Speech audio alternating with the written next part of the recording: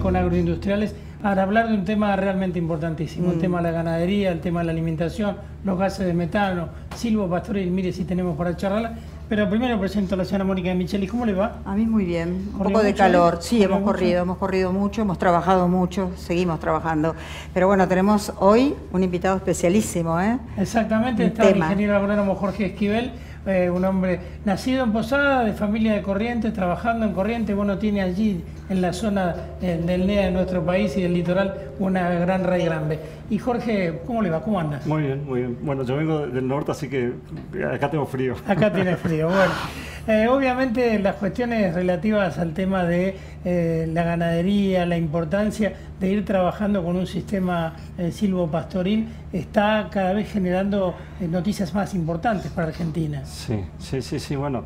Esto en realidad es el resultado de una serie de trabajo durante 20 años que venimos trabajando despacito en el norte, en Corrientes, en Misiones, en el Delta, donde bueno, muchos productores, empresas familiares apostaron a la combinación de la ganadería con la forestación, buscando un equilibrio, buscando renta forestal, renta ganadera y varias cuestiones más que hoy nos traen a esta reunión aquí.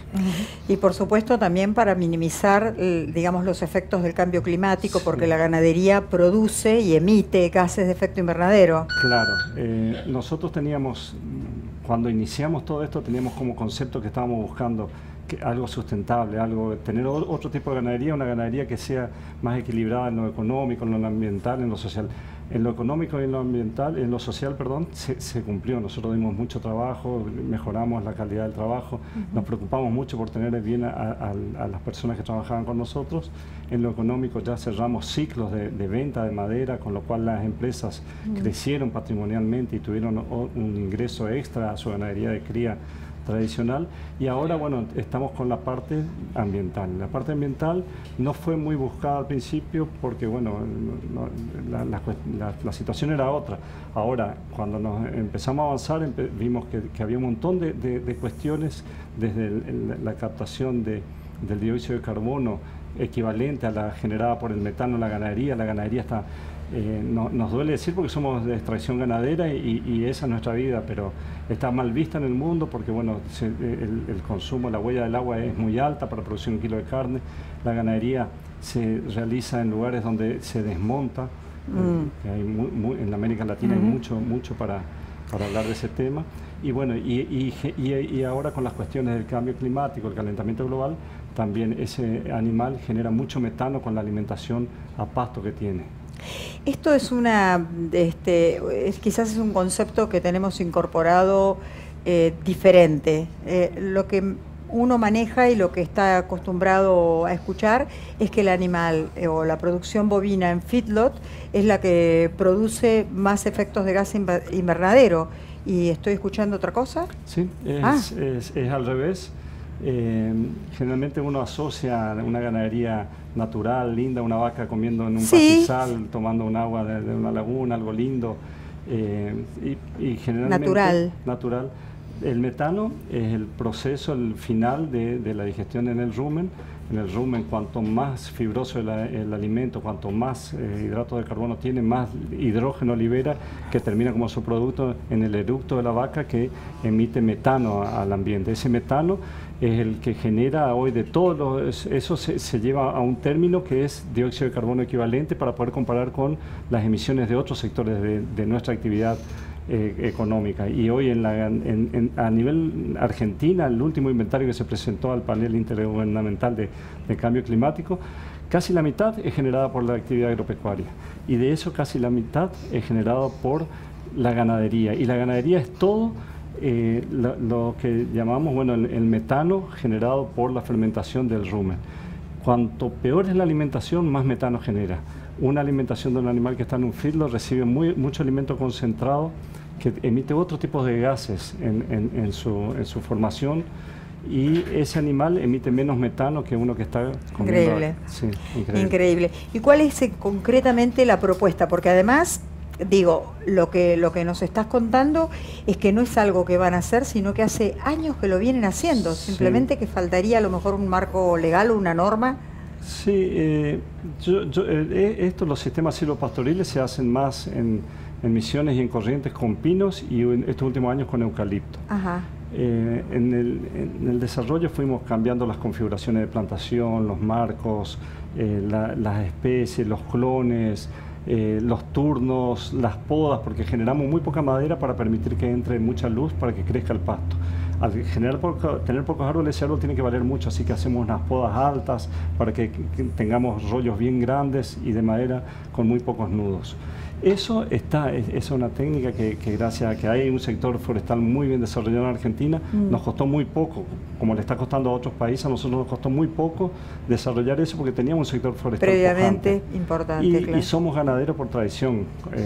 Ahora, cuando mezclamos las dos actividades, se sinergizan. Y bueno, todo eso lo desarrollamos en 20 años. Hoy cortamos, estamos volviendo a plantar.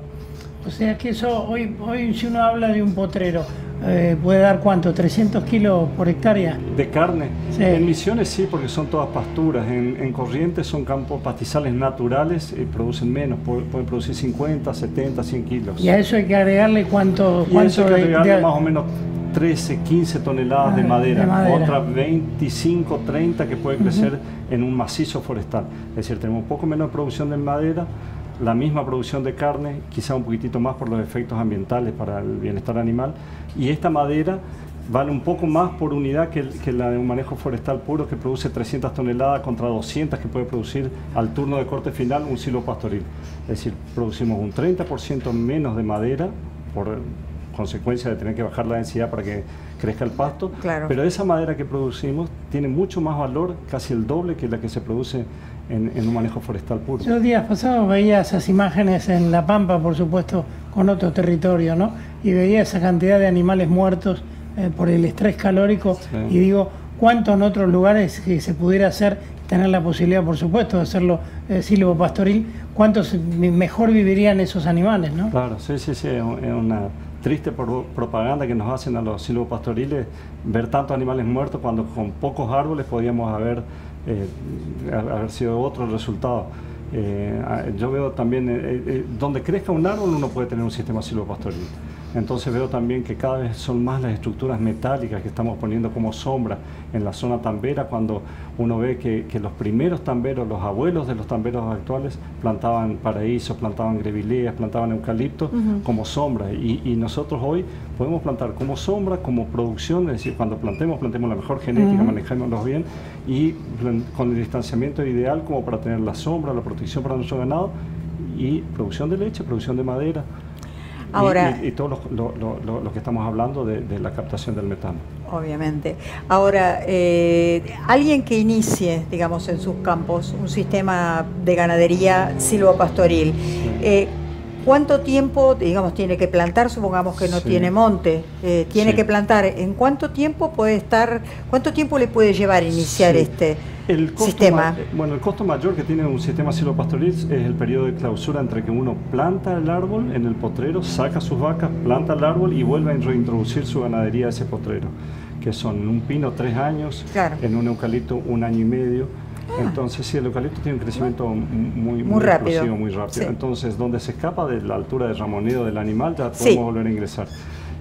Durante ese periodo también cambiamos las configuraciones de plantación de manera tal de poder en el medio hacer algún tipo de agricultura, o cosechar semillas, o hacer rollos de pastura o silaje. Sí. Es decir, la cantidad de variables que hay es muchísima, así que creo que el límite es nuestra imaginación. Sí, porque ya veo entonces que el tiempo no es una limitante importante, no. Año y medio, 3 años no es mucho. Sí, para iniciar el pastoreo. Ahí uno sigue con su producción ganadera, y con la producción forestal tiene que esperar 16, 18 años en el caso de un pino, y 8 a 10 a 12 años en el caso de un eucalipto.